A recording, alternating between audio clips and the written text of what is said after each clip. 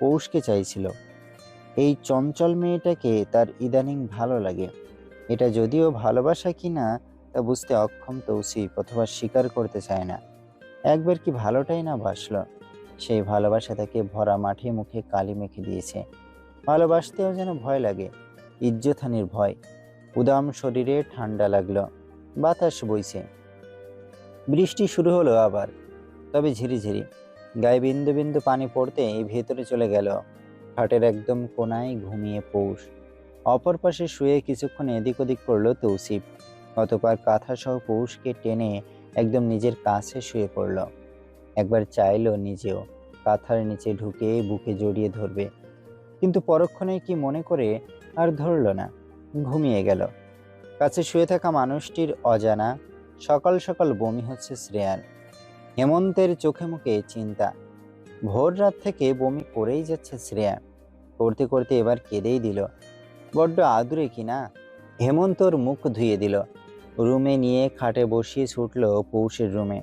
বারান্দায় লেবুর চারা লাগানো। পৌষ অনেক কিছুই লাগিয়ে রেখেছে। সেবার ওর কলেজ থেকে লেবুর ছোট্ট এক চারা এনে লাগিয়েছিল।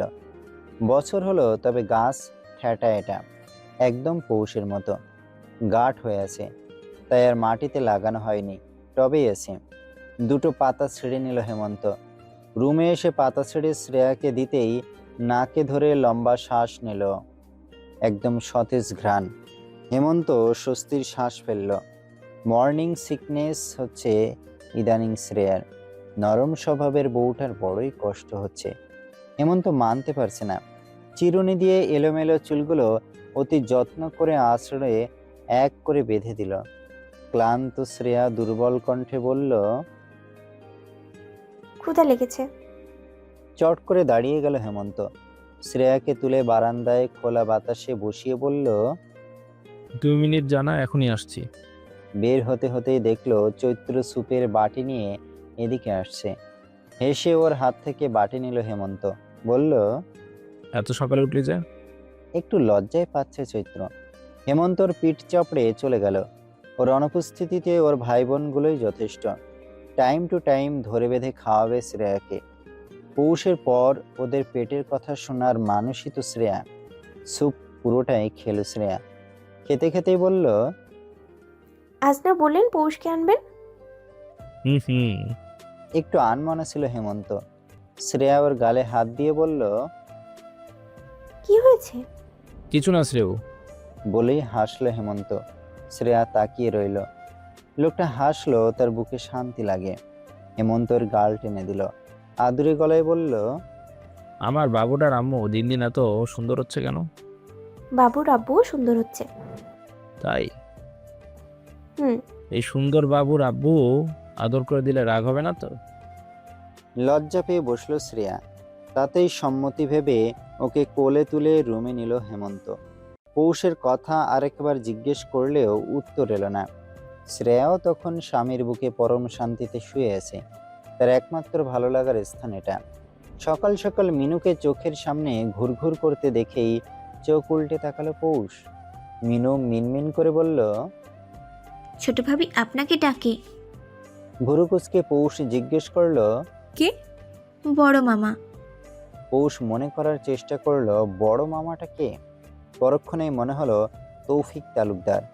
পৌষ পরটা উল্টে জিজ্ঞেস করলো, কেন ডাকবে আমাকে? আমার সাথে কি কাজ? জানি না তো, কিন্তু ডাকে। তখনই উচ্চস্বরে কথা শুনল পৌষ। তৌসিফের গলাও শোনা যাচ্ছে। দরজার সামনে থেকেই কথা আসছে। পৌষ উকি দিতেই দেখলো তৌসিফকে টেনে সাইডে নিল তাইফা। উচ্চস্বরে তখন ধমকাচ্ছে তৌফিক। তৌসিফও কম না। তৌফিকের গলা কানে এলো পৌষের। ডাক্তার বউকে দেখি কত বড় সাহস ওর। পৌষ ভুরুকুচকে এগিয়ে যেতেই হঠাৎই যেন ঝড়ের বেগে ওর গালে থাপ্পড় পড়ল। এত জোরে থাপ্পড় শেষ কবে খেয়েছে ওর মনে নেই। মাথাটা পাক্কা 1 মিনিট ঝিম ধরে রইল। মুখে নোনতা স্বাদ পেতেই পৌষ বুঝলো গাল কেটেছে। হুঙ্কার ছেড়ে তৌফিককে ডাকলো তৌসিফ। এদিকে হু হু করে কেঁদে উঠল পৌষ। ওকে কেন মারলো? কি করেছে পৌষ? হতবম্ব বাঘহারা পৌষ। তায়েফা নিজেও চমকে তাকিয়ে আছে। হুঙ্কার ছেড়ে চিৎকার করে ওঠে তৌসিফ। বড় ভাই। তড়িৎ বেগে ছুটে এসে ধরল পৌষকে, নিজের কাছে বাহুতে টেনে নিয়ে আলতো হাতটা ওর মাথায় রেখে রক্তচক্ষু নিয়ে তাকালো তৌফিকের দিকে। হিস হিসিয়ে শুধু বলল, কাজটা ঠিক করলেন না। তৌফিক জানে তৌসিফ ঠিক কি করতে পারে, কিন্তু তাই বলে এই মেয়েকেও ছেড়ে দিবে না ও। আজও পৌষকে জারজ হিসেবেই মেনে আসছে তৌফিক। বিয়ের সময় তৌসিফ পৌষকে দেনমোহর হিসেবে যা দিয়েছে তা কল্পনা অতীত। গত 1 সপ্তাহ ধরে নিজের নামের অর্ধেক সম্পত্তিও তৌসিফ পৌষকে দিতে চাইছে। তৌফিককে জানাতেই এক বাক্যে না করে দেয়। তৌসিফের কি হয়েছিল আল্লাহ মালুম। ওই প্রথম ভাইয়ের কথার উপর দিয়ে গিয়ে সে নাকচ করেছে। তার কথা একটাই, জীবনে তো আপাতত পৌষ বাদে কেউ নেই। তৌসিফের কিছু হলে কেউ যদি পৌষকে এই বাসা থেকে তাড়াতে না পারে, তাই তৌসিফ পৌষকে নিজের অর্ধেক জীবিত থাকতেই দিতে চায়। তৌফিক রাজি না কিছুতেই। আজ সকাল সকাল গার্ডেনে হাঁটতে গেলেই তৌফিক কথা তোলে, তৌসিফকে বলে যাতে সিদ্ধান্ত বদলায়, কিন্তু তৌসিফ তা করবে না। রেগে তখন বাড়ির ভেতরে ঢুকে যায় তৌফিক। ওর বউ ওকে কি বলেছে তা তায়েফা জানে না, কিন্তু এতটুকু জানে তৌফিক ভাবছে তৌসিফকে হয়তো পৌষই এসব পাঠ পড়িয়েছে। নাহলে কেন তৌসিফ চাইবে তার সম্পত্তির মালিকানা পৌষকে দিতে। কথা কাটাকাটির এক পর্যায়ে না পেরেই পৌষকে চড় মেরে দিল তৌফিক। তায়েফা কোনো মতে টেনে তৌফিককে নিয়ে নিচে চলে যায়।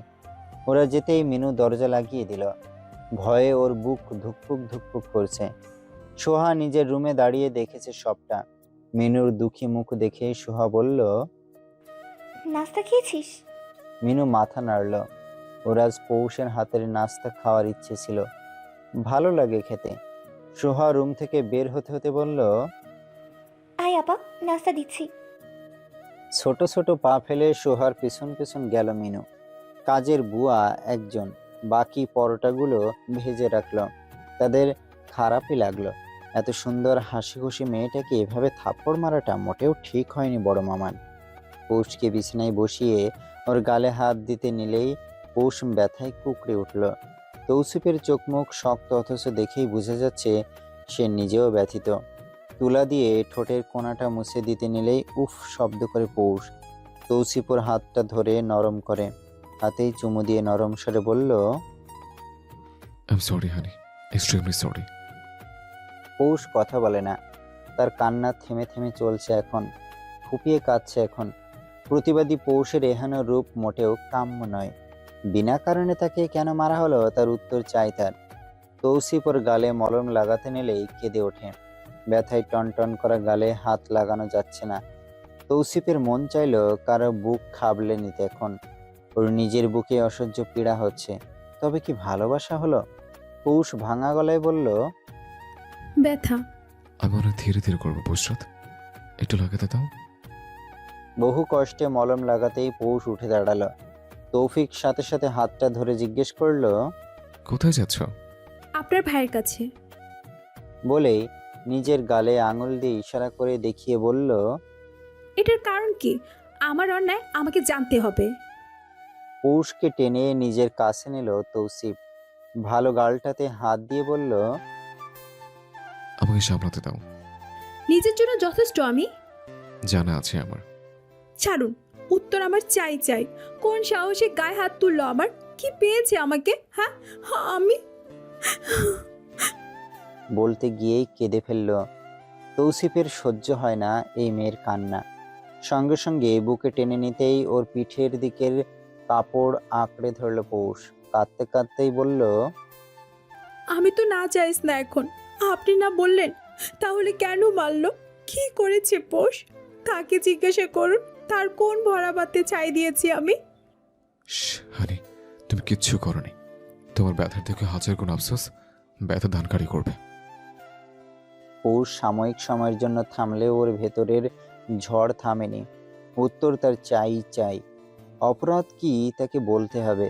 তৌসিফ ওকে বিছানায় বসিয়ে নরম স্বরে বলল, তুমি থাকো, আমি নাস্তা নিয়ে আসি। কেন? নাস্তা এখানে কেন আসবে? আমার কি পা নেই যে উঠে যেতে পারবো না?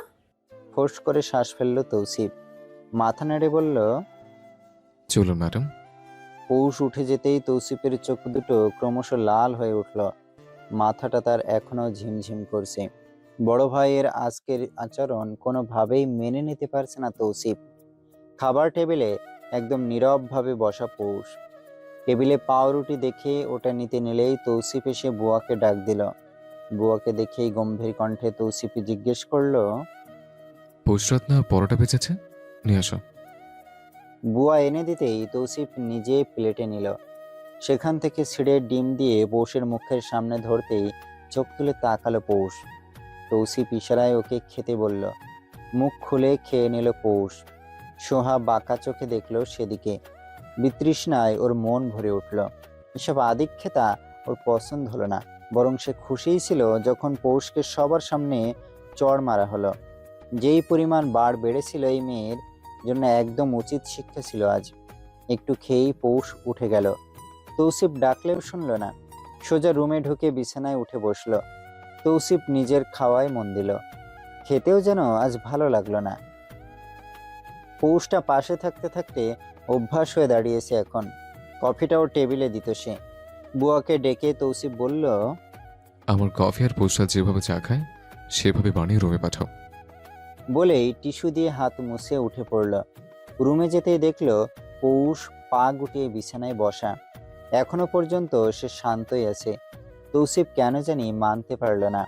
এত শান্ত পৌষ সে চায় না, ওই ছটফট করা বউটাই তার চাই। নিজেও বিছানায় উঠে পৌষের মুখোমুখি হলো তৌসিফ। আশ্চর্য হয়ে গেল ওর গালের দিকে তাকিয়ে। এক সাইড হঠাৎই ফুলে উঠেছে। তৌসিফ ভেবে পেল না ঠিক কতটা জোরেই না আঘাত পেয়েছে। রাগে ওর কপালের শিরা ফুলে উঠল। সাইড ড্রয়ার থেকে একটা পেইন কিলার নিয়ে পানির গ্লাসটা পৌষের সামনে দিয়ে বলল, মুখ খোলো। পৌষ মুখ সরিয়ে নিল। তৌসিফ জানে কাজ হবে না, তাই আলতো হাতে পৌষের ভালো গালটা ধরে নিজের কাছে ফিরিয়ে বলল, ব্যথা চলে যাবে হানি, প্লিজ কথা শোনো। শুনবো না। আচ্ছা ঠিক আছে, এটা খাও। খাবো না। একটু। এক ফোঁটাও না। আপনার ভাই কেন মারলো আমাকে? জবাব দিন আমাকে। আমি মানবো না। কি ভেবেছে পোষের মা বাবা নেই বলে ওকে সবাই আঘাত করবে? এতই সোজা। জোর করে বিয়ে দিল, এখন জোর করে মেরে যায় আমাকে। আমি থাকবো না আপনার সাথে। আমাকে এতিমখানে দিয়ে আসুন। চোখে মুখে কান্নার ছাপ দেখে তৌসিফের বুকে চাপ সৃষ্টি হলো। দাঁতে দাঁত চেপে ও পৌষের মুখে পেইন কিলারটা দিয়ে পানি খাওয়ালো।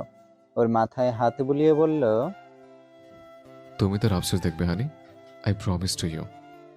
বলেই পৌষের হাতের উল্টো পিঠে ঠোঁট ছোয়ালো। চোখ দুটো মুছিয়ে দিতে দিতেই চা হাতে মিনু দরজায় নক করলো। তৌসিফ আসতে বলতেই মিনু চায়ের ট্রেটা রেখে নিচু স্বরে বলল, বড় বাপ্পা। গো নাও। কথা না শুনেই ওকে যেতে বলল তৌসিফ। মিনু চলে যেতেই চায়ের মগটা পৌষের হাতে দিল তৌসিফ। চা অনেক আদরের পৌষের কাছে।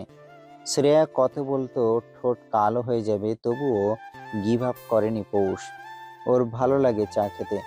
পৌষের সাথে তাল মিলিয়ে কফির মগে চুমুক দিল তৌসিফ। কি মনে করে বলল, অ্যাকসেপ্ট নেই হানি। পৌষ অবুঝ নয়নে তাকাতেই ওর মগ থেকে এক চুমুক খেলো তৌসিফ। পৌষ সমতায় বিশ্বাসী, তাই তো ঝট করে নিজেও তৌসিফের মগ থেকে চুমুক বসাতে নিলেই ওয়াক ওয়াক করে উঠল। এত স্ট্রং ব্ল্যাক কফি বাপের জন্মে সে খায়নি। তৌসিফ হাসলো। মুখটা একদম প্যাঁচার মতো করে রেখেছে পৌষ। তৌসিফের হাসি পেয়ে গেল। ড্রয়ার থেকে একটা চকলেট দিয়ে বলল, চুষতে থাকো। বিছানায় তখনও পৌষ বসা। তৌসিফ রেডি হচ্ছে। মনোযোগ দিয়ে ওকে দেখতে ব্যস্ত পৌষ। আঙুলে আঙুলে গুনছে ঠিক কয় পদের স্কিন কেয়ার তৌসিফ করতে পারে। পারফিউমও একটা লাগায় না, একটা ঘেঁষে ঘেঁষে লাগায়, একটা খালি বডিতে লাগায়, তারপর পোশাকের ওপর দুটো লাগায়।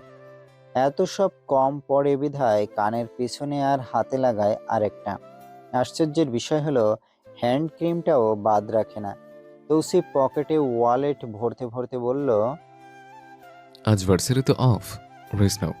কিছু লাগলে বদের বলবে, নয়তো একটা মিস কল দিলেই হবে আমাকে। ছাদে যেও মন চাইলে। বলতে বলতে পৌষের একদম কাছে এসে থুতনিতে চুমু দিয়ে নরম স্বরে বলল, আই উইল কাম সুন হানি। এতটা কাছে আসাতে তৌসিফের ঘ্রাণে মৌ মৌ করে উঠল পৌষের চারপাশ। ঘ্রাণ সামলে উঠতে উঠতে কখন যে তৌসিফ গেল তার টেরই পেল না। শরীর খারাপ লাগাতে লাইট অফ করে শুয়ে পড়ল। হালকা হালকা শীতও লাগছে, তাই রিমোট দিয়ে এসিটাও অফ করে দিল। ক্রমশই তাপমাত্রা বাড়তে লাগলো। এক সময় কুকড়ে উঠল পৌষ। অন্ধকার রুমটাতে কেউ তাকে দেখতে এলো না। হক বাড়িতে হই হই রই রই লেগে আছে। পৌষকে আনতে যাবে তারা। হেমন্ত একবার বলেছে শুধু গতরাতে যে পৌষকে আনতে যাবে সেই থেকে লেগে আছে বাচ্চাদের হুড়ো পার্সি। বাবার চাপা উত্তেজনাও দেখেছে হেমন্ত। মা আর চাচি তো সেই থেকে ভেবে রেখেছে কি রাঁধবে। বাড়ির বড় মেয়ে হওয়াতে সকলের আদরেরও। পরিস্থিতির কবলে পড়ে হয়তো সেদিন তৌসিফের হাতে তুলে দিতে তারা বাধ্য ছিল, কিন্তু কেউই চাইতো না এমনটা হোক। সম্পর্কের খাতিরে তৌসিফকে না করা হয়নি। এতদিন দেখে না কেউ, তাই তো সকাল হতেই লেগে পড়েছে ওরা। হেমন্তের দুই কাঁধে ঝুলছে ইনিমিনি। বারংবার তোতলানো গলায় বলেই যাচ্ছে, হেমু ভাই, আপা আতে না তেন। হেমন্ত ইনিকে টেনে কোলে তুলে বলল, দুটো মিলে চুল টেনে দে, তাহলেই আনবো। ছোট ছোট হাতের থাবা পড়ছে তখন হেমন্তের চুলে। ভালোই লাগে। মাথাটা ব্যথা করছিল, এখন শান্তি লাগছে। চৈত্রকে দিয়ে ও আজ কাজ করিয়েছে। সুযোগের শত ব্যবহার করছে হেমন্ত। শ্রেয়া এতক্ষণ কিছু না বললেও এবার বলে উঠল, আপনি এমন করছেন কেন? নিয়ে আসুন না পৌষকে। হেমন্ত এক পলক বউকে দেখল, মৃদু হেসে বলল, আগে আমার সেবা করুক, খাটাখাটুনি আছে অনেক। কিসের খাটনি এত তোমার? পিছন থেকে বাবার গলা শুনেই তাকালো হেমন্ত। অসন্তুষ্ট গলায় তিনি বললেন, নিয়ে এসো, যাও। তুমি যাও বাবু। আশ্চর্য, আমি কিভাবে? যেভাবে বিয়ে দিলেন। হেমুর মা দেখো, তোমার ছেলে কত বড় ঢব্বাস হয়েছে। কাল থেকে ঘুরিয়ে এখন আমাকেই বলে যেতে। খুন্তি হাতে বেরিয়ে এলো হেমন্তের মা। ছেলের দিকে তাকিয়ে মায়া মায়া চোখে বললেন, যা না বাবা, কতদিন দেখি না আমার মেয়েটাকে। আড়মোড়া ভেঙে হেমন্ত বলল, কল ধরছে না তৌসিফ তালুকদার, ধরলেই যাব। অফিসে ঢুকেই নিজেদের কেবিনে ঢুকলো তৌসিফ। ওর পিয়ে সাথে সাথে ঢুকলো পিছনে। গায়ের কোটটা না খুলেই তৌসিফ গম্ভীর কণ্ঠে বলল, বড় ভাইয়ের সাথে হওয়া দুটো শিপের ডিল এখনই ক্যান্সেল করে দাও। সাথে যে কোম্পানি ওনাকে স্পন্সর করবে তাকে হুঁশিয়ারি দাও যে তার সাথেই কাজে থাকলে আমি তাদের সাথে করা সব ডিল ক্যান্সেল করে দেব।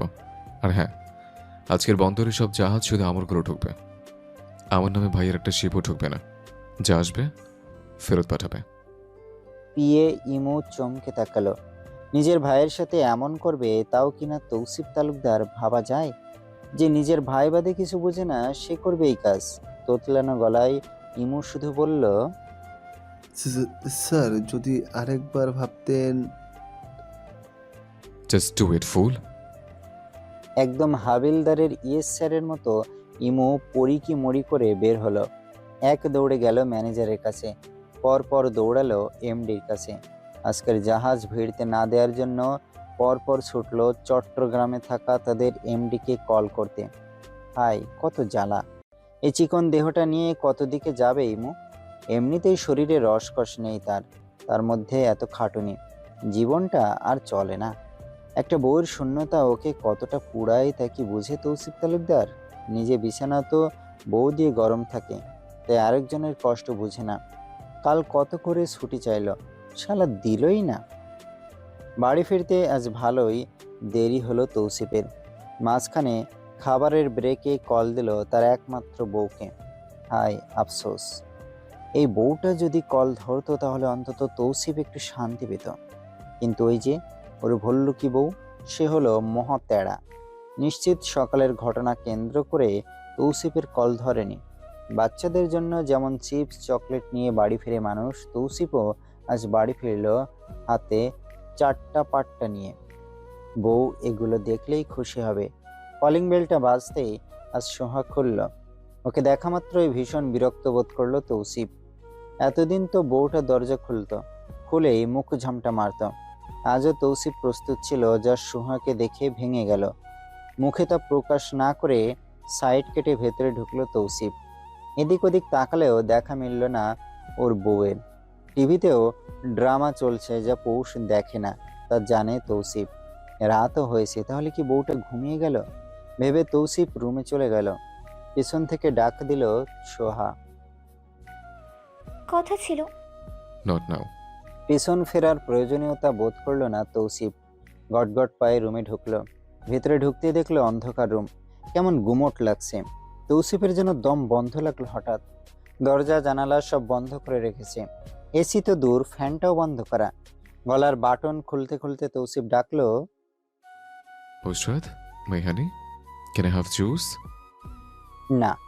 এত আদুরে ডাকের উত্তর এলো না। ভুরু কুঁচকে এদিক ওদিক তাকিয়ে লাইন অন করলো তৌসিফ। চমকালো হঠাৎ। সকালে যেভাবে কাঁথা নিয়ে শুয়েছিল ঠিক সেভাবেই পৌষ ঘুমাচ্ছে। অবস্থান বদলালেও বদলায়নি ভঙ্গি, একদম পেঁচিয়ে শুয়ে আছে। তৌসিফ বুঝলো না, কিন্তু ওর ভেতরটা ধক করে উঠল হুট করে। তাড়াতাড়ি পৌষের পাশে বসেই কাঁথার উপরে হাত দিয়ে ডাকলো। পুষ্টরাত। উত্তর এলো না। তৌসিফ ভালোই বিচলিত হচ্ছে, তার মন মানছে না। টেনে পৌষের মাথা থেকে কাঁথা সরাতেই দেখা মিলল মূর্ছে যাওয়া একখানা মুখ।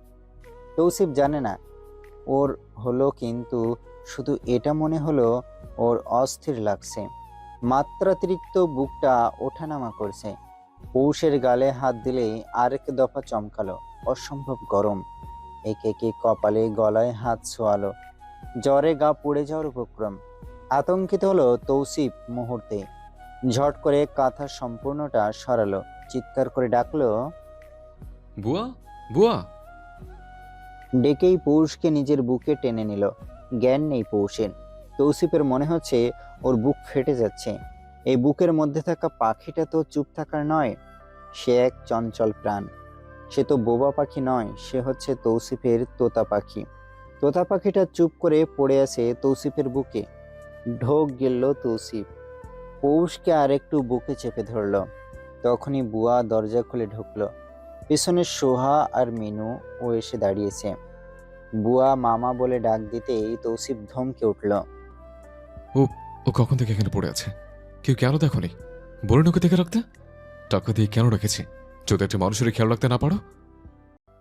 বুয়া সহ পেছনে থাকা মিনু ভয় পেয়ে গেলেও সোহা বেশ স্বাভাবিকভাবেই বলল, সারাক্ষণ লাফালাফি করে, শান্ত ছিল ভালো কথা।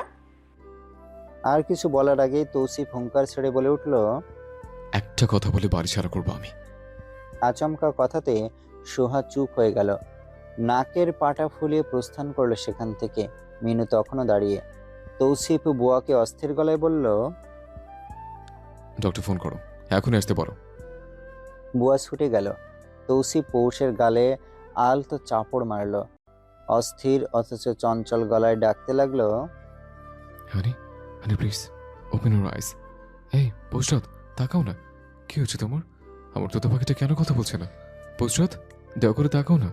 আমাকে বকো, একটু রাগ করবো না। প্লিজ পুষ্টরাত, একবার তাকাও। পৌষ তাকালো না। তৌসিফ আরেকটু বুকের গভীরে নিল ওকে। পৌষের মুখটা ঠেকলো ওর গলাতে। উষ্ণতা অনুভব করলো তৌসিফ। গলদেশটা যেন পুড়ে যাচ্ছে। না জানি কখন থেকে এভাবে পড়ে আছে। বুয়া দৌড়ে এসে বলল, ডাক্তার আসছে মামা। পানি আনো বুয়া, ওর মাথা অনেক গরম। বুয়া যাওয়ার আগেই মিনু দৌড়ে গেল। তৌসিফ রুমাল ভিজিয়ে ধরল পৌষের কপালে। একবারের জন্য বুক থেকে সরালো না। ডক্টর আসতেই তৌসিফ বলল, সকাল থেকে শুয়ে আছে, জলদি দেখুন। ডক্টর চেক করার জন্য বলল, বালিশে শুইয়ে দিন স্যার। কি? না না, আমার কাছে থাকবে, এভাবে চেক করুন। এক পলকের জন্য বুক থেকে সরালো না তৌসিফ। ডক্টর চেক করে মেডিসিন দিয়ে তৌসিফের দিকে তাকিয়ে বলল, একটু ফ্রেশ করিয়ে দিন, জ্বর নেমে যাবে এক্ষুনি। মাথায় পানি দিয়ে পারলে গোসল করান, খাইয়ে বাকি মেডিসিনগুলো দিন। সকাল সকাল একদম ফিট হয়ে যাবে। টেস্ট করা উচিত আই থিঙ্ক। প্রয়োজন দেখছি। Still I need to know. Yeah sure, I am tomorrow at clinic. Doctor বিদায় নিতেই বুয়া মেডিসিন আনাতে গেল। তৌসিফ আস্তে ধীরে ডাকলো, পুষ্টরাত, হানি একটু উঠতে হবে। ওকে ধরেই তৌসিফ নিল ওয়াশরুমে। ইঞ্জেকশন দেয়াতে ঘেমে উঠেছে একদম। তৌসিফ সোজা হুমকি দিয়েছে এখনই বউকে জ্বর ছাড়াতে হবে। ডক্টর না চাইতেও ইঞ্জেকশনটা পুশ করছেন। ওয়াশরুমে কোলে করে ওকে নিল তৌসিফ। সাইডে বসে শুরুতেই বেসিনে নিয়ে মাথায় পানি দিল। পরনে থাকা জামাটা অতি স্বাভাবিকভাবে খুলে একদম শাওয়ারের নিচে নিল ওকে। ঠান্ডা পানিতে লাফিয়ে উঠতে চাইল পৌষ। লাভ অবশ্য হলো না, তৌসিফের বাহু থেকে ছাড়া পেল না। একদম শাওয়ার করিয়ে ওকে ছাড়ল তৌসিফ। মাথায় একটা টাওয়েল পেঁচিয়ে আর একটা প্যাঁচালো গায়ে। বাকিটা সাহায্য করতে নিলে অনেকটা দুর্বল কণ্ঠে পৌষ বলে উঠল, পারবো, আমি করছি। প্লিজ, পারবো, কাপড় দিন। তৌসিফ বের হয়ে একটা গোল ওয়ান পিস নিল, সাথে শর্ট প্যান্ট। পৌষকে না দিয়ে নিজেই ওয়ান পিসটা ওকে পরিয়ে দিল। পৌষ বাকিটা করতেই ওকে নিয়ে এসে খাটে বসিয়ে নিজে তাড়াহুড়ো করে ফ্রেশ হয়ে এলো তৌসিফ। এই প্রথম জীবনে, এই প্রথম সে এত তাড়াতাড়ি শাওয়ার নিল। কোনো মতে মুখে একটু ফেস ওয়াশ আর শরীরে জেল দিয়ে শাওয়ার কমপ্লিট করেছে। শুধুমাত্র পৌষের জন্যই এই ত্যাগ। নাইট স্কিন কেয়ার তার করা হলো না। পৌষের কাছে এসে দেখলো ও বসে আছে। তৌসিফ ঝট করে ওর মাথা মুছে দিল। হাতের টাওয়ালটা শুয়ে সাইডে ফেলেই পৌষের কপাল থেকে চুলগুলো সরিয়ে থুতনিতে এক চুমু খেয়ে বলল, ভয় পেয়েছিলাম। ঘুমাবো। হুম, আগে খাবে। বুয়া ততক্ষণে খাবার নিয়ে এসেছে। তৌসিফ খাবার ওর মুখে তুলে দিতেই পৌষ বলল, বমি পাচ্ছে, করো। খাবো না। ওষুধ আছে। বলে জোর করে মুখে দিল। তৌসিফ বুঝলো ও সত্যি খাবে না। কোনো মতে চেপে ধরে একটা ডিম খাইয়ে দুধটা খাওয়ালো। ওষুধ খাইয়ে বালিশে শুয়ে দিয়ে ভেজা চুলগুলো ছড়িয়ে দিল। পৌষের চোখ দিয়ে পানি গড়িয়ে পড়তেই তৌসিফ চট করে মুছে দিল। পৌষের একদম কাছে এসে নিজের সাথে জড়িয়ে নিতেই কেঁদে উঠল পৌষ। তৌসিফ সাথে সাথে আর একটু বুকে চেপে নিল। আদুরে গলায় বলল, হানি, একটু পরে সুস্থ হয়ে যাবে। ঝাল করে পাস্তা রান্না করবো আমার তোতা পাখির জন্য। কথা বলো না পুষ্টাত, আমার খারাপ লাগছে। কাঁদতে কাঁদতেই পৌষ ভাঙা গলায় বলে উঠল, আমি অনেক কেঁদেছি, আমার শরীর অনেক ব্যথা করছে। কোমরের ব্যথায় মনে হচ্ছিল আমি মরেই যাব। মরে গেলে ভালো হতো, আমার মা বাবার কাছে চলে যেতাম।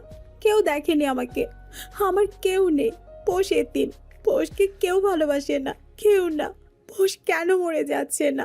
আমি কত কাঁদলাম, কেউ এলো না, কেউ না। আমি অনেক কেঁদেছি। চাচির বোন বলে আমার মুখ বেশি চলে, তাই কেউ আমাকে ভালোবাসে না, কেউ না। তৌসিফের বাম চোখ দিয়ে এক ফোঁটা পানি পড়ল। জীবনের শেষবার কবে পানি পড়েছিল তৌসিফের মনে পড়ছে না, পড়বেও না, কারণ সে কাঁদে না।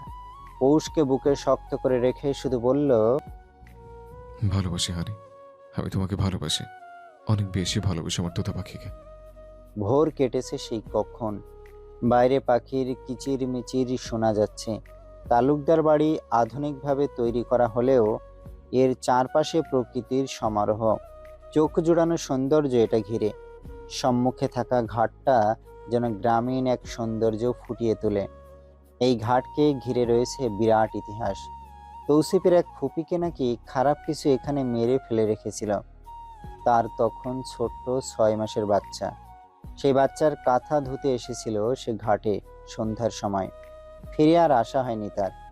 তার দেহে কোনো ক্ষয় দেখা যায়নি, শুধু গালে 5 আঙুলের থাপ্পড়ের দাগ ছিল। এটা যে অশুভ কিছু ছিল তা বুঝতে কারো সমস্যা হয়নি। এই ঘটনা অবশ্য অনেক পুরাতন, তবে সেই থেকে এই ঘাটকে ঘিরে এলাকার মানুষের নানান জল্পনা কল্পনা। এখন যদিও একটা পন্ডের মতো এটা, পরিষ্কার স্বচ্ছ পানি, সাইডে একটা নৌকাও বাঁধা।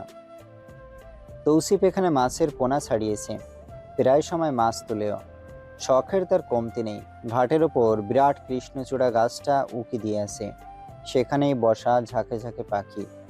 নিজেদের স্বরে চেঁচিয়ে যাচ্ছে তারা। চারিদিকে মৃদু বাতাস যেন আজ প্রকৃতিকে আরো চাঙ্গা করে তুলছে। তৌসিফের বুকে ভেজা পৌষ, জ্বর ছাড়তেই ঘেমে অস্থির। তৌসিফের বুকে থাকাতে তৌসিফও ভিজে উঠেছে। মৃদু শব্দে গুঙিয়ে উঠল পৌষ। ব্যথা। তৌসিফ প্রথমে বুঝল না, পরক্ষণেই খেয়াল হলো ওর বুকে কেউ। চোখ মেলতে দেখলো পৌষ। সবার আগেই ওর হাত পৌঁছালো পৌষের কপালে।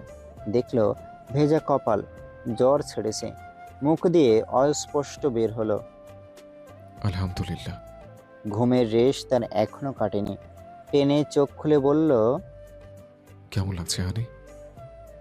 পৌষ চোখ বুজে আছে, এখনো নেতিয়ে আছে তৌসিফের বুকে। ঘড়ির দিকে তাকালো তৌসিফ। সকাল 9টা, ওঠা উচিত। পৌষকে খাওয়াতে হবে, মেডিসিন দিতে হবে। আজ মর্নিং ওয়াকটা মিস গেল, জিমটাও মিস গেল। তৌসিফ ভেবে নিল যে কোনোভাবেই হোক না কেন 1 ঘন্টা জিম করতেই হবে। একদিন না করলে মনে হয় মাসলগুলো হয়তো চুপসে গেল। চিন্তায় ঘুম হয় না। বডি ফিটনেস নিয়ে সে খুবই সচেতন। বিগত 6 বছর ধরে একই ওজন ধরে রাখাটা মুখের কথা না। 1 কেজিও এদিক ওদিক হতে দেয় না ও। এই যে বিয়ের পর থেকে ওর রুটিনে উলটপালট করেছে পৌষ, তাতেও তৌসিফের সমস্যা হয়নি। ট্রেনারকে দিয়ে এক্সট্রা জিম করে নিয়েছে ও। 2 দিন হলো ইয়োগা ধরেছে, এতে শরীর বুড়িয়ে যায় না। হ্যাঁ, কতই না তোড়জোড় এই শরীরে ফিট রাখার জন্য। ফোঁস করে শ্বাস ফেলল তৌসিফ। আস্তে ধীরে পৌষকে নিয়েই উঠে বসল। পৌষের চুলগুলো একত্রে করে সাইড থেকে একটা বড় ক্লিপ দিয়ে আটকে গালে হাত দিয়ে নরম স্বরে বলল, হানি, একটু উঠতে হবে। পরে উঠি। ভালো লাগে না, একদমই ভালো লাগে না তৌসিফের। তার বউ তো এমন না, এত অসহায় কণ্ঠ তো তার বউয়ের না, তাও কি না পড়ে ওঠার অনুরোধ করে? সে তো বসে বসে তৌসিফকে নাচানোর মেয়ে। এমন নাচ নাচায় মাঝে মধ্যে তো তৌসিফের মনে হয় ও একটা বান্দর যাকে ডুগডুগি বাজিয়ে নাচায় পৌষ। এতে অবশ্য মন খারাপ হয় না ওর। এমন একটা চঞ্চলা প্রাণেরই অভাব তার জীবনে। পৌষকে কোলে তুলে নিল তৌসিফ। একেবারে ওয়াশরুমে নামিয়ে দিতে হয়তো হঠাৎ মাথা ঘোরালো পৌষের। সাপোর্ট হিসেবে পেছন থেকে ধরল তৌসিফ। মাথাটা নিজের কাঁধে নিয়ে জিজ্ঞেস করলো, বেশি খারাপ লাগছে? উহুম। এভাবেই থাকো, আমি ফ্রেশ করাচ্ছি। ব্রাশ থেকে নিয়ে মুখ ধোয়ানো পুরোটাই করলো তৌসিফ। ঘেমে ভিজে যাওয়াতে ভেজা টাওয়াল দিয়ে পৌষের ঘাড় গলা মুছিয়ে ফ্রকটা পাল্টে দিল। এবারেও লং কোনো প্যান্ট তৌসিফ দেয়নি, শুধু ধীরে বলল, পি করবে? হুম। তৌসিফ বেরিয়ে এলো। দরজা লক করতে নিলেই গমগমে স্বরে তৌসিফ বলল, আমি দাঁড়িয়ে আছি, লক করতে হবে না। তোমার পাহারাদার আছে না? বেশি না, হয়তো 2 মিনিট গেল, এর মধ্যেই 5 বার ডাক দিল তৌসিফ। হানি, হানি খুলবো? হানি আসবো? এমনই সময় চাঙ্গা থাকতে ওর 14 গোষ্ঠীর নাম ভুলিয়ে দিত পৌষ। তবে শরীরে শক্তি না থাকায় আপাতত চুপ রইল। এই দফায় তৌসিফ ঢুকেই পড়ল। পৌষ তখন হাত ধুচ্ছিল। ওকে নিয়েই বের হলো তৌসিফ। সোফায় বসিয়ে জোরে বুয়াকে ডাকলো। বুয়া আসতেই তৌসিফ গম্ভীর কণ্ঠে বলল, বেডশিট চেঞ্জ করো, আর হ্যাঁ, লাইট কালারের চাদর বিছাবে। মাথা নেড়ে বুয়া চলে যেতেই তৌসিফ পৌষের কাছে বসল। থুতনিতে ছোট্ট একটা চুমু দিয়ে বলল, কি খাবে আমার তোতা পাখি? কিচ্ছু না। খেতে তো হবে হানি, তোমার তো পাস্তা পছন্দ। ভালো লাগছে না।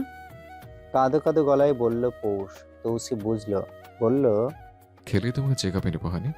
হুট করে কেন জ্বর এলো? কথায় আছে, রশি জ্বলে গেলেও বল নেভে না। পৌষের তাই হলো। কাপা কাপা চোয়ালে হাত খিচিয়ে বলল, আপনার শয়তান ভাই উল্লুকের মতো হাত দিয়ে থাপ্পড় মেরেছে আমাকে, তাই জ্বর এসেছে। তৌসিফ তাড়াতাড়ি বউকে শান্ত করতে চাইল, মাথায় হাত বুলালো। বুয়া ততক্ষণে এসে চাদর পাল্টে নাস্তাও দিয়ে গেল। তৌসিফ পৌষের মুখে তুলে খাওয়ালো। 3-4 চামচ খেয়ে পৌষ আর খাবে না। না মানে নাই। এই নাকে আর হ্যাঁতে পরিবর্তন করা গেল না। সেই এটো থেকেই তৌসিফ খেয়ে নিল। পৌষকে ঔষধ খাইয়ে চুলগুলো কাটা ছাড়িয়ে আঁচড়ে দিল সুন্দর করে। এত সুন্দর বড় বড় লম্বা চুল। অনেকদিন হলো ঘেরান নেওয়া হয় না। নাক মুখ ডুবালো তৌসিফ। বড্ড নেশালো লাগে তার এই ঘ্রাণ। আচমকা পেছন থেকে পৌষের কোমর জড়িয়ে ধরল তৌসিফ। কাঁধে মুখ ডুবিয়ে অনায়াসে তা ঘষে বলল, কবে যে মেনে নেবে আমাকে তুমি? কোনো দিনও না। অপেক্ষা করতে জানি আমি। হুম। হুম, মুখ তুলে চুলগুলো সুন্দর করে বাঁধল তৌসিফ। একবার বউকে দেখলো হেড টু টোস। এই প্রথম হাঁটুর নিচ পর্যন্ত ফ্রক পরা দেখেছে ওকে তৌসিফ। বাচ্চাই লাগে। আচমকা বাইরে চিৎকার চেঁচামেচি শুনে তৌসিফ বিরক্ত হলো। তৌফিকের গলা শোনা যাচ্ছে। তৌসিফ পৌষকে বসিয়ে নিজে গেল বাইরে। তৌসিফকে দেখেই যেন ফুঁসে উঠল তৌফিক। চেঁচিয়ে উঠে বলল, কোন সাহসে তুই আমার এত বড় ক্ষতি করলি? না বোঝার মতো মুখ করে তৌসিফ বলল, কি হয়েছে? বলেই মিনুকে বলল, বুয়াকে কফি দিতে বলো। ভাইয়ের এমন গা ছাড়া ভাব মেনে নিতে পারল না তৌফিক। দাঁত পিষে বলল, ডিল ক্যান্সেল করলি কেন? কাল আমার একটা জাহাজও বন্দরে ঢুকেনি কেন? আমি কি জানি? আজব কথা বলেন ভাই। প্রজেক্ট লাভবান মনে হলো না তাই ক্যান্সেল। আর যার যেমন নামে আছে তাই বন্দরে ঢুকেছে।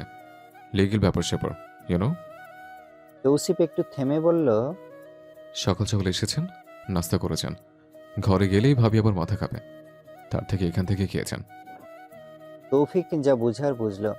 বউয়ের কথায় কান না দিয়ে গতকাল পৌষকে চড় মারার ফলাফলই যে এটা তা বোঝা হয়ে গেল ওর। কোনো মতে দাঁত চেপে চলে গেল নিজের ফ্ল্যাটে। তৌসিফ স্পষ্ট শুনল ভাবিকে ঝাড়ছে বড় ভাই। তৌসিফ ব্যঙ্গ করে বলল, গুড। গাড়িতে করে পৌষকে নিয়ে বের হলো তৌসিফ। হসপিটালে নিয়ে জোর করে টেস্ট করাবে এখনো, মাথা থেকে পা সব।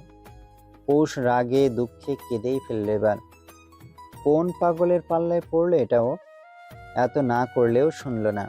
ইউরিন টেস্টের টেস্ট টিউব দেখেই বিচক্ষণ ভঙ্গিতে তৌসিফ বলে উঠল, তোমার মনে হচ্ছে বিলিরুবিন কম? লজ্জায় মরে যেতে মন চাইল পৌষের। নার্সগুলো হেসে উঠল। তৌসিফের তাতে আসেও না যায়ও না। মনে মনে গালি দিল পৌষ। শালা ধান্দাবাজ, শরীরটা ভালো হোক, তোকে যে কি করব আমি নিজেও জানি না। আল্ট্রা করাতে গিয়ে ঝামেলা বাঁধল। পাকনামি করে আগে ইউরিন টেস্ট করিয়ে এখন বোতলের পর বোতল পানি গিলালো ওকে তৌসিফ। আর কি কপাল! তৌসিফের সাথে আজ পেরে উঠল না পৌষ। ফুল বডি চেক আপ করিয়ে যেই না ব্লাড নেবে অমনি তিড়িং বিড়িং শুরু করলো পৌষ। সে কি কাণ্ড! তৌসিফ আহত হলো। তার গলায় গালে খামচি লাগলো দুটো। নার্স দুজন মিলে ধরলো কোনো মতে। পৌষ চিৎকার করে উঠল, ছাড় আমাকে, ছাড় বলছি, দিব না রক্ত। আমার শরীরে রক্ত নেই। ওরে কুত্তা, ছাড় আমাকে। হেমু ভাই বাঁচাও, ছাড় আমাকে। ওই ব্যাটার শরীর ভরা রক্ত, ওনার থেকে নে। ডক্টর বড়ই বেকায়দায় পড়ল। তৌসিফ দমেনি। ওর বউকে একদম সুস্থ চায়, যে কোনো মূল্যে চায়। মৃত্যুকে বড়ই ভয় পায় সে। মাকে এক অবহেলার কারণে হারিয়েছে ওরা। পৌষকে হারানো যাবে না, কিছুতেই না। সুস্থ একটা মানুষকে অসুস্থ করে হসপিটালে ভর্তি করানো হলো। সামান্য জ্বরকে কেন্দ্র করে টেস্ট করাতে সে হসপিটালে অ্যাডমিট হওয়ার ঘটনা বিরল, একদমই বিরল। সেই বিরল কাজটাই করে দেখালো তৌসিফ। ওর সামনেই বেডে শুয়ে আছে পৌষ, অথচ ওর মধ্যে ছিটাফোটাও অনুতাপ নেই, শোক নেই। এখনো দুটো টেস্ট বাকি। এই যে পৌষ এত করে বলছে ও করাবে না, কিন্তু তৌসিফের সাথে পেরে উঠছে না। না মানে নাই। তৌসিফের অনেক রূপ। ছদ্মবেশ দেখা শেষ করে পৌষের কিন্তু এই রূপ তেড়া যে তৌসিফ যা জানা ছিল না। ওর কথা থেকে টলানো গেলই না। পৌষ এবার নেতিয়ে পড়ল। জেদ রাগ কান্না সবই করল, তবে লাভের লাভ কিছুই হলো না। ফলাফল শূন্যর কোঠায়। যাই বলুক, ফলাফল ঋণাত্মক। নিজেকে এবার ইলেকট্রন মনে হলো পৌষের। এত কিছু করলো, ধনাত্মক জীবনে হলো না। মাথার ওপর ঋণাত্মক চিহ্ন নিয়েই আজীবন ঘুরতে হবে ওর। এই তৌসিফ ওকে ছাড়বে না, আর নাই পৌষ ছাড়তে দিবে। তবে এই মুহূর্তে বড়ই অসহ্য লাগছে তৌসিফকে। মুখটা কেমন ব্যথা ব্যথা করে রেখেছে। কেন রে শালা, তোর কিসের ব্যথা? ব্যথা তো পৌষের। অবস্থাখান এমন যে সর্বাঙ্গে ব্যথা ঔষধ লাগাবে কোথায়? তৌসিফকে দেখেই পৌষের বলতে মন চাইল, তোমার কোন কোন জায়গায় ব্যথা গো বান্ধবী ললিতা? শরীরটা দুর্বল হওয়াতে এই প্রশ্নটা করা হলো না। রাগে দুঃখে কোনো কথাই বলল না পৌষ। এতেও শান্ত নেই তৌসিফ। সোফা ছেড়ে উঠে এলো পৌষের কাছে। বেডে অসুস্থ হয়ে চিত হয়ে স্যালাইন খাচ্ছে পৌষ। একদম চুপ করে থাকায় তৌসিফ এসেই ঝুঁকে পড়ল ওর দিকে। তীক্ষ্ণ দৃষ্টি ফেলে জিজ্ঞেস করলো। কথা বলো। মুখ ঘুরালো পৌষ। শালা বলে কি না কথা বলো। কেন রে, পৌষ কেন কথা বলবে? তোর দাদার কেনা জমি পৌষের মুখে যে বললেই কথা বলবে? টু শব্দ করবে না পৌষ। তুই যদি এখানে ডিগবাজি জায়েদ খান সেজে দুটো পোল্টিও মারস তবুও পৌষ কথা বলবে না। তৌসিফ আরেকটু ঝুঁকে গেল পৌষের কাছে। ওর শ্বাস প্রশ্বাসের শব্দ শুনতে পেল পৌষ। একদম পৌষের মুখে এসে পড়ছে তপ্ত নিঃশ্বাস। তৌসিফ ওভাবে থেকেই বলল। কথা বলবে না? পৌষ বুঝি উত্তর দেয়। তৌসিফ বুঝলো, তাই তো কণ্ঠ খাদে নামিয়ে বলল। টেস্ট বাকিগুলোও করানো হবে, যতই ভং দেখাও না কেন। সাথে সাথে মাথা ঘুরে তাকালো পৌষ। টলমলে চোখ জোড়া নিয়েই ভাঙা গলায় ঝগড়া শুরু করলো। আপনি একটা জঘন্য লোক, খারাপ লোক। নিশ্চিত কোথা থেকে কালো টাকা কামিয়েছে, তাই আমার মতো ভোলাবালা বাচ্চা দেখে সেই টাকা দিয়ে চিকিৎসা করাচ্ছে। কি ভেবেছেন এতে টাকা শুদ্ধ হয়ে যাবে? জঘন্য লোক আপনি। আমার চোখের সামনে থেকে দূর হন, যান এখান থেকে। পোষ কখনো কথা বলবে না আপনার সাথে। আপনি আমার ব্যথা কখনো বুঝবেন না। আর বলতে পারল না পৌষ। বরাবরের মতো থুতনিতে বরাদ্দকৃত চুমুটা পড়ল সেখানে। তৌসিফ অতি নরম স্বরে বলল। আমার চিন্তা বুঝলে শেষের কথাটা বলতে না হানি। আপনার হানি, রস, চিনি, দই সব আপনি খান। আমাকে মাফ করুন। আপনার মতো মামাতো ভাই আল্লাহ কাউকে না দিক, আমিন। তৌসিফ কথা হারালো। কাকে বুঝাবে? কি বুঝাবে? বুঝার মেয়ে এটা? তৌসিফ শক্ত রইল। এখন নরম হয়ে কথা বললেই তৌসিফের ঘাড়ে উঠে ওর ঘাড়ে মটকাবে। এই পৌষ হচ্ছে এক বাদর, যাকে আদর দিলেই গাছে ওঠে। উঠে তো ওঠে, হাত পা ধরে টেনেও নামানো যায় না। নার্স আসতেই তৌসিফ সোজা হয়ে দাঁড়ালো। নার্সটির মিটমিট করে হাসা দেখেই গা পিত্তি জ্বলে উঠল পৌষের। নিজের ভালোর জন্য চুপ রইল। অল্প হেসে নার্স বলল। স্যার, ম্যামকে নিতে হবে। তৌফিক কপাল কুঁচকালো, বলল। এখানেই করাতে বলেছি আমি। একটা এখানেই করবে স্যার, বাকি দুটোর জন্য একটু কষ্ট করতে হবে ম্যামকে। পৌষ নিজে নিজেই উঠে বসলো।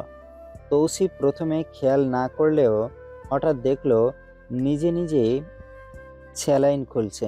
তৌসিফ ধমকে উঠল তখনই। এই মেয়ে, কি করছো? এক চড় মারবো। তাড়াতাড়ি ওটা ছেড়ে দিল পৌষ। নার্স এসে খুলে দিতেই পৌষ বলল। আপু, আমাকে একটু ধরে তুলবেন?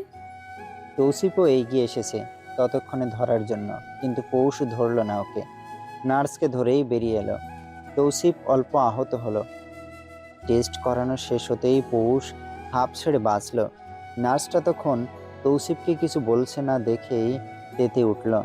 পৌষের ভেতরে থাকা বউ আত্মা দাঁত মুখ খিচিয়ে ডেকে উঠল। এই মেয়ে, এখানে আসো। নার্স সহ তৌসিফ তাকালো। পৌষ যেন এতে আরো চেতে গেল। শরীরে নেই শক্তি, যা আছে তা নিয়েই ঠেলে ঠুলে উঠল। পাশে থাকা চেয়ারে ভর দিয়ে এগিয়ে এসে দাঁড়ালো দুজনের মাঝখানে। ঝাঁঝালো গলায় বলে উঠল। এত কি কথা? নার্স থতমত খেতেই পৌষ বলে উঠল।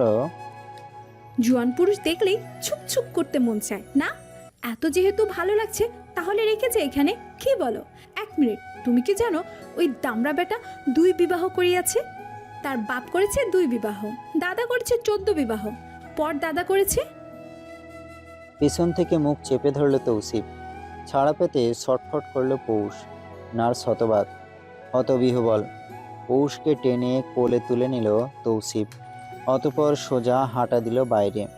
বউয়ের এই পাগলামি মানতেও বাধ্য।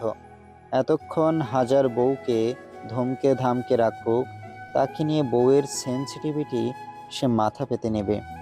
শুধু এটা কেন, বউ সুস্থ থাকার জন্য সে একটু কঠোর না হলে তো সারাক্ষণই এই পাগলের ইশারায় নাচতে রাজি তৌসিফ। সোজা গাড়িতে বসালো ওকে তৌসিফ। ড্রাইভারকে আদেশ করলো। চলুন। পৌষের জন্য ঔষধগুলো আর নেওয়া হলো না। রিপোর্ট দেবে কাল পরশু। পিছনের সিটে বসে পৌষের মাথাটা নিজের বুকে নিল। শক্তি পৌষের আজ কম, তাই তো ততটা নড়াচড়া করল না, পড়ে রইল বুকে। বুকের কাছটা থেকে ঘ্রাণ এলো পৌষের নাকে। চোরের মতো ঘ্রাণ নিল পৌষ। রইল সেভাবেই। বাসায় ঢুকতেই বুয়ারা একে একে দেখে গেল পৌষকে। দরজা ধরে দাঁড়ানো মিনু। ভেতরে ঢোকার সাহস পেল না। পৌষ দেখে ডাকলো। মিনু, কি চাই? ডাক শুনেই মিনু ঢুকলো।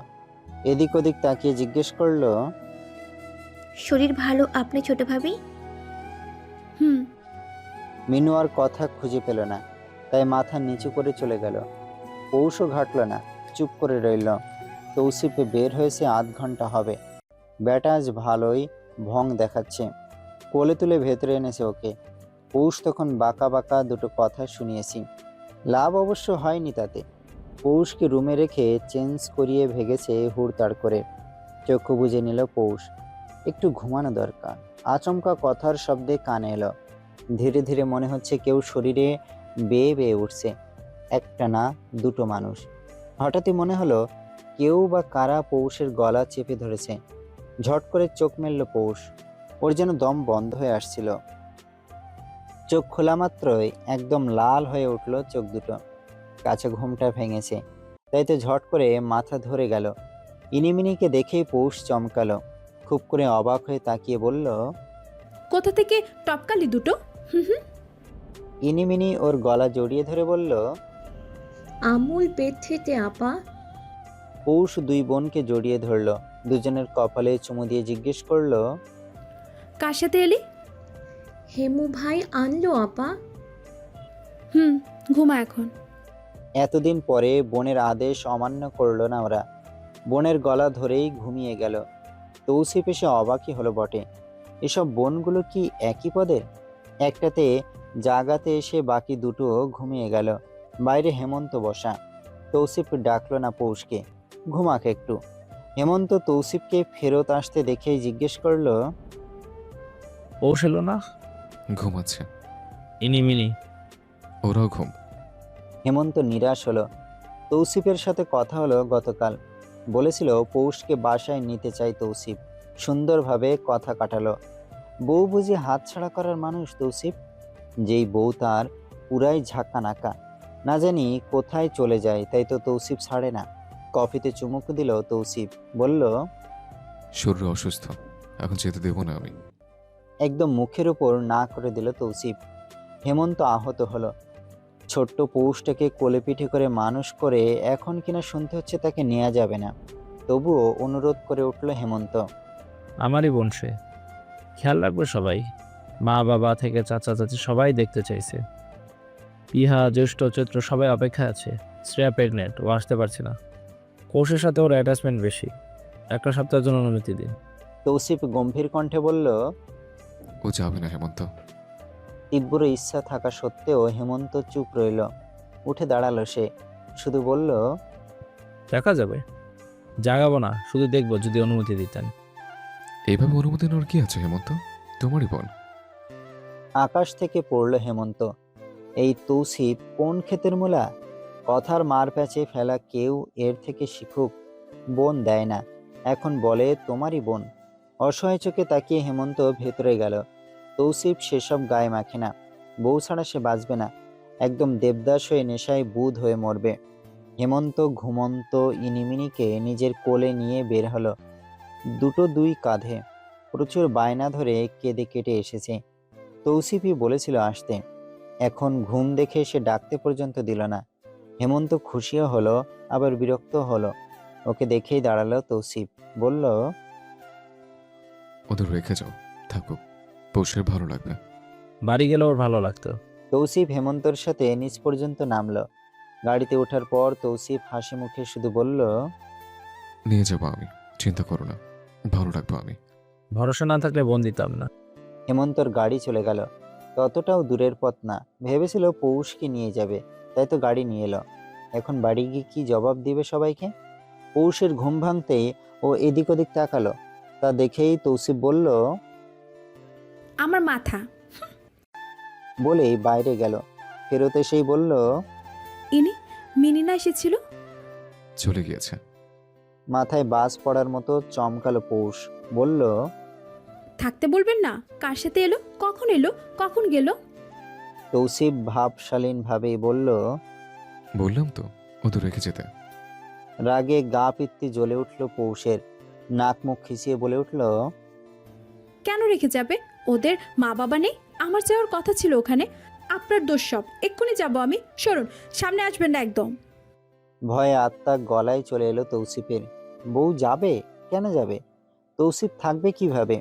পৌষ ততক্ষণে উঠে এলোমেলো ভাবেই রাগে কাঁপতে কাঁপতে রুম থেকে বের হচ্ছে। টেনে টেনে বউকে নিজের কাছে নিল তৌসিফ। পৌষ বুঝি মানে? সে সমান তালে লাথি উষ্টা দিয়েই যাচ্ছে। তৌসিফ বাসায় নেই। দিন দুই রুম বন্দি থেকে নিজেকে আসামি মনে হচ্ছে পৌষের। এর জন্য সে দিন রাত খেয়ে না খেয়ে দায়ী করছে তৌসিফকে। কথাবার্তাও কমই বলার চেষ্টা করছে। পৌষ অবাকও হয়। মানুষটা তার কথা শোনার জন্য মরিয়া হয়ে ওঠে। পৌষও কথা পেটে রাখতে পারে না। তার কষ্ট হয়, পেট ব্যথা করে। মনে হয় হাত কাটা ফকির সে। তাই তো পটর পটর করা শুরু করেও। তৌসিফ তখন শোনে। সে মুখ বুজে শোনে। বগড় বগড় করতে করতে পৌষকে কখন ঘুমিয়ে যায় তাও নিজেও জানে না। বিছানা ছাড়ল পৌষ। গা টান দিল একদিন বিড়ালের মতো। পরনে থাকা জামাটা কুঁচকে আসে। যথাসম্ভব টেনে টেনে সোজা করল। তৌসিফ মিয়া তাকে পাকিস্তানি স্যুট এনে দিয়েছে। কাপড় নিজের বাসারগুলো না থাকায় এগুলোই পরে দিন কাটাচ্ছে ও। সুতির এহেন আরামদায়ক পোশাক পৌষ ততটা পরতো না। পায়ের চপ্পল রাখা সামনেই। পৌষ দেখলো, অতপর এক শট মেরে একটা পাঠালো কাউসের নিচে আর একটা তৌসিফের জিমের ডাম্বলের দিকে। ঢং দেখে সে মরে মরে। এত সুন্দর ঝকঝকা ফকফকা ফ্লোর, এটাতে কেন চপ্পল পরে হাঁটবেও? এমন ফ্লোরে তো আরামসে ভাত ঢেলেও খাওয়া যাবে। গায়ে ওড়না তুলেই পৌষ বেরিয়ে এলো। হাতে থাকা বাটারফ্লাই ব্যান্ড দিয়ে ঝুঁটি করতে করতে বের হচ্ছিল। খেয়াল না করতে ধাক্কা খেল সোহার সাথে। পৌষ মুখে সরি সরি বলে উঠতেই খ্যাট করে উঠল সোহা। মেজাজ তুঙ্গে তুলে ধমকে উঠল, দেখে হাঁটতে পারো না? আমি চুপ, কোথায় থাকে তোমার? অসহ্য একদম। কোথা থেকে ধরে এনেছে এটাকে কে জানে। চলন্ত রেলগাড়ি নিয়ে এসেছে বাড়িতে। পৌষ বুকে হাত গুজে পরখ করল সোহাকে। বাড়িতে এক প্রকার নাইটি পরে ঘুরছে সে। মুখে আবার দেখে মনে হচ্ছে গোবর লেপটে দিয়েছে। পৌষের সন্দেহ যেন নিমিষেই ফুরালো। ও ভেবেই নিল তৌসিফের বাপের অবৈধ বা বৈধ সন্তানই এই সোহা। নাহলে এত রূপচর্চা কিভাবে করে এই মেয়ে? দেখতে তো ফর্সাই। এখন সে কি চায়? চেহারার চামড়াটাও উঠে যাক। সোহা তখনই ধমকে উঠল পুনরায়। এই মেয়ে, কি বিড়বিড় করছো? অসভ্য মেয়ে। পৌষ চোখ দুটো ছোট করে তাকাতেই সোহা বিব্রত হলো।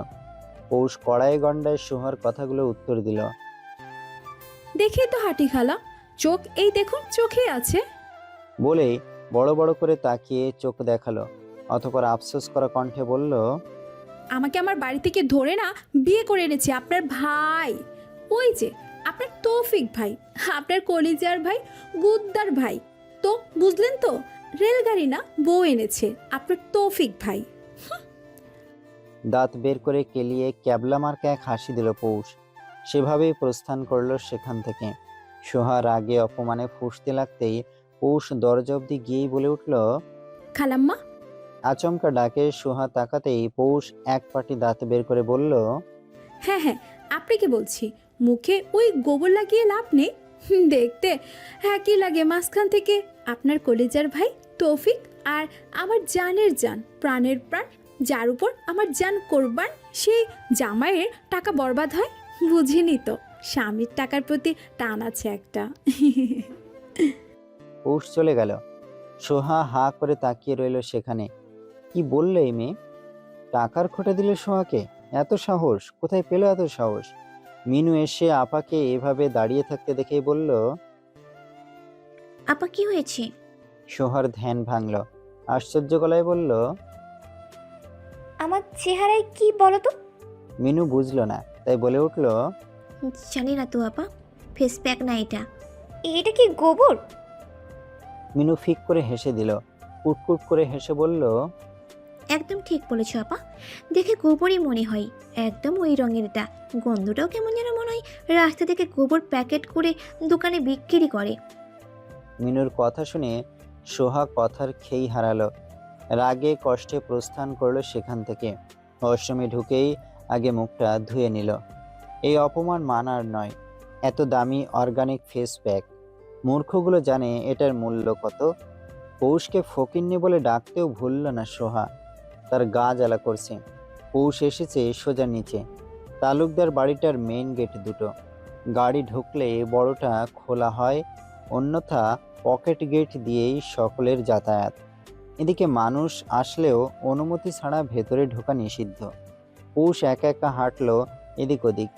পুকুর পাড়ে গিয়ে দাঁড়াতেই দেখলো একটা নৌকা বাঁধা। শেষের সিঁড়িগুলো শ্যাওলার জন্য পিচ্ছিল বটে, তাই তো পৌষ নেমেও নামলো না। পানিতে পড়লে রক্ষা নেই, একদম জয় বাংলা হয়ে যাবে ও। উপরে এসে কৃষ্ণচূড়া গাছটার দিকে তাকালো কিছুক্ষণ। বিশাল বড় গাছটা, সাইডেই সারি সারি নারকেল গাছ।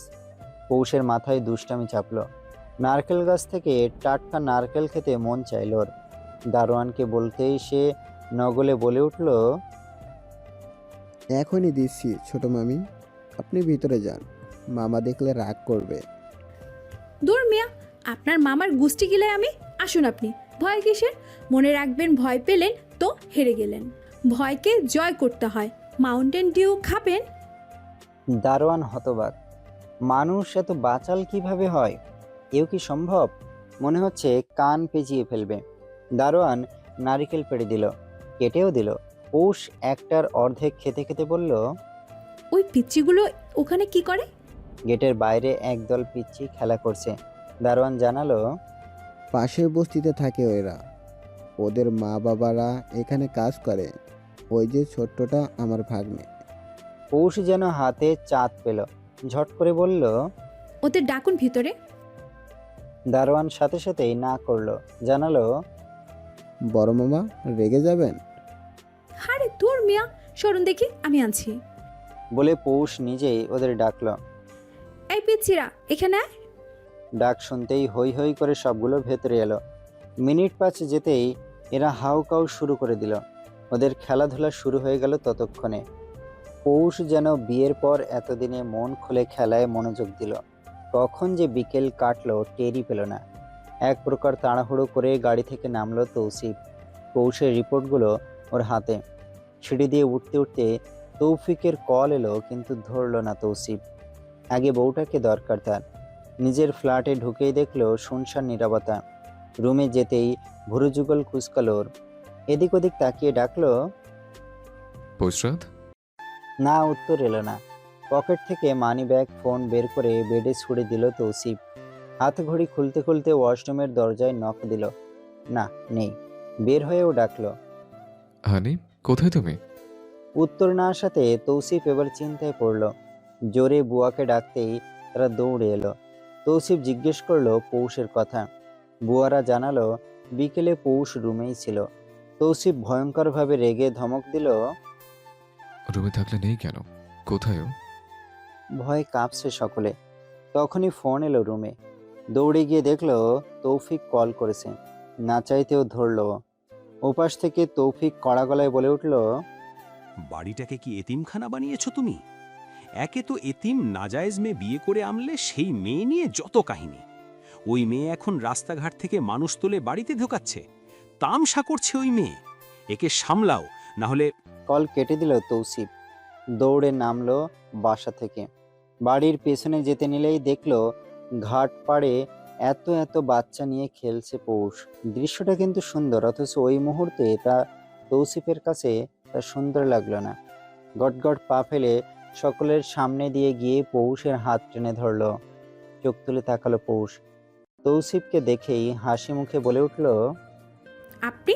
তৌসিফ তখন ভিন্ন ধ্যানে পৌষের হাত টেনে ধরে বলল, ভেতরে চলো। আরে খেলছি তো, দেখুন ওরা মালা গেঁথে দিল আমা। চলো বলছি। বেশ রেগেমেগে বলল তৌসিফ। পৌষ পাত্তা দিল না। ও ঠায় দাঁড়িয়ে থাকতেই তৌসিফ এবার সজোরে ধমকে উঠল, সোজা ভেতরে চলো পৌষরাত, তোমার পা পেরে গিয়েছে। বাচ্চাগুলো ভয়ে সিটিয়ে গেল। তা দেখেই পৌষ নাক ফুলালো। মা নির্জত রইল না। দারোয়ান তাকিয়ে আছে ভয়ে ভয়ে। পৌষ মুখ খুলে কিছু বলতে নিলেই তৌসিফ বাচ্চাগুলোকে ধমকে উঠল। সবগুলো ছুটে পালালো। সবচেয়ে ছোট্টটা উষ্ঠাকে পড়তেই পৌষ নিজের হাত ছাড়িয়ে নিল জোর করে, বাচ্চাটাকে কোলে তুলে নিল মাটি থেকে। তৌসিফ চিৎকার করে দারোয়ানকে ডাকতেই সে দৌড়ে এলো। তৌসিফ পৌষের কোল থেকে বাচ্চাটাকে নিয়ে দারোয়ানকে দিয়ে বলল, ওর বাসায় দিয়ে আসো।